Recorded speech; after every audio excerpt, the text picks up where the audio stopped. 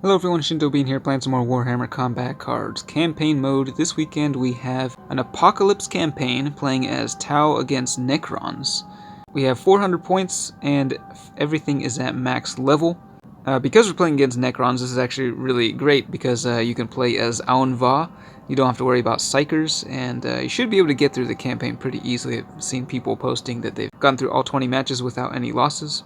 But I am going to take this opportunity, of course, to show you the power of the new Supreme Commander Shadowsun at max level. Unfortunately, I do not have the Storm Surge battlesuit yet. I did buy the Battle Pass, so I'll be unlocking it later in the month.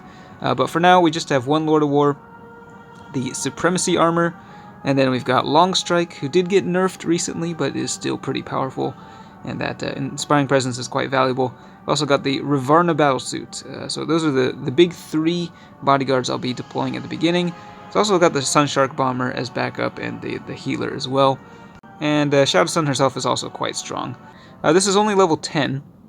Hopefully we'll get a good matchup. I'm hoping it's against the Silent King, because I found that this Supreme Commander Shadowsun is actually particularly good against the Silent King, or Nemazor Zandrek, who deploy the extra bodyguard when the Warlord comes into play. But no, we are up against the Psychomancer, so yeah, we'll see how this goes. Nightbringer deploying here first. So yeah, we want to try to get our special rule going so we can shoot the next card that deploys. We'll just deploy the Rivarna Battlesuit over there. See where they put down their next card. Okay, they're just putting it across from there, so that's the 34 damage right there. And then we'll go with Longstrike. Slow it down a little bit here. See where they deploy the next card. Oh, it's going over there, so that means the Rivarna Battlesuit is getting the Big Game Hunter. 77 damage right there. Speed it back up again. Well, because they have the first turn and they have target acquired, I think we might as well just throw this guy down for the healing. Yeah, Longstrike and the Rivarna Battlesuit, I mean, they are quite strong. You saw the precision shot, just took out that Triarchal Stalker thing easily.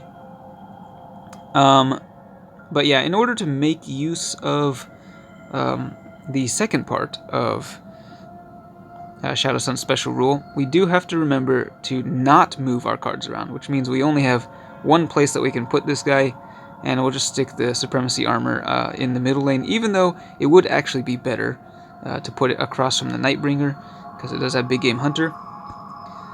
But yeah, we'll just stick with this, and that's a lot of damage right there. A lot of damage. Alright, we'll slow it down a little bit, so there's the buff. So only the Rivarna Battlesuit and Longstrike got the buff in that case. Right there, special rule goes off, dealing 128 damage. That's extra from the Big Game Hunter. And you'll notice again that did activate before the shields activated on that. So bypassing shields, bypassing fear as well. Pretty nice. It's just a lot of free damage there.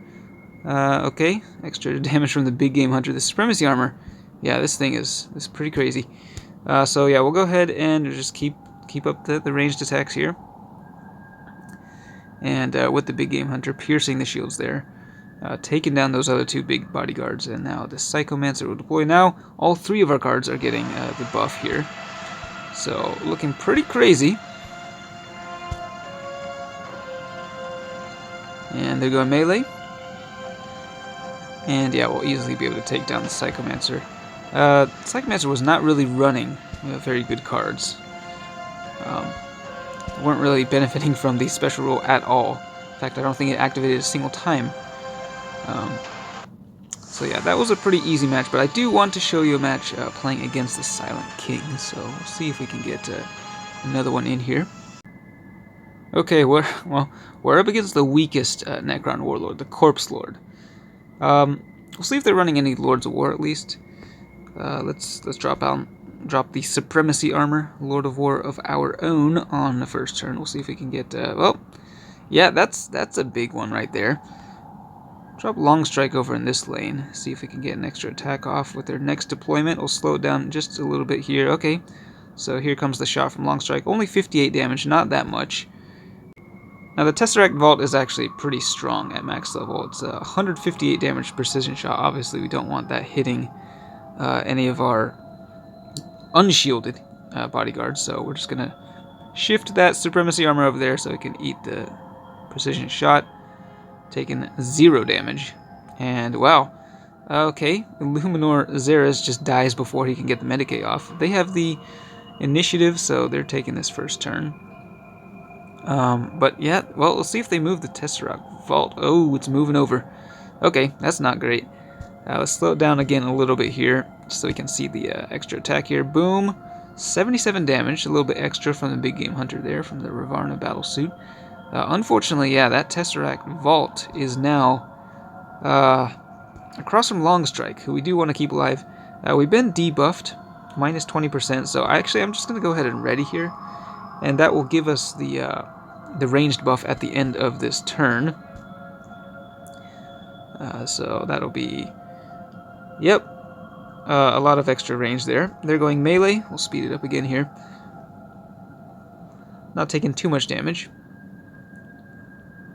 So yeah, we could just keep readying here, but we do have a pretty big attack charged up here. 398 from Longstrike.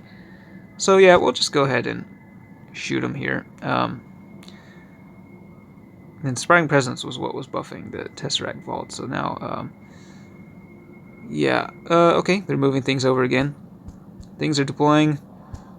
Boom, an extra attack over here. Oh, it's going over to, yeah, the thing with Taunt, so that's the Ghost Arc, I think.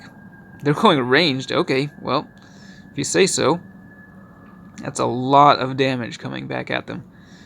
And, okay, yeah, so now Corpse Lord comes in, takes 57 damage from the Ravarna Battlesuit, and yeah, we've got a total of 903 damage here. They actually came pretty close to killing some of my bodyguards that time. So I really wanted to show you a match against the Silent King. Unfortunately, the Silent King did not show up for the rest of the campaign. I played 10 matches in a row, he didn't show up a single time, so maybe in a future campaign we'll be able to see that interaction. Basically what happens is, when the Silent King is first deployed, he immediately retreats and gets replaced by that big bodyguard with Taunt, which then gets shot twice by the bodyguard that it was deployed across from. And then when the Silent King deploys again, he gets shot one more time. So you just get a bunch of extra free attacks in, and it was pretty easy to beat him despite being, you know, a big Supreme Commander. Just didn't really stand a chance against Shadowsun. So hope you were able to enjoy this campaign even if you didn't have the Supreme Commander. Tau are quite strong at max level, so let me know if you had any issues, but that's it for this one. Thanks for watching, and I will see you next time.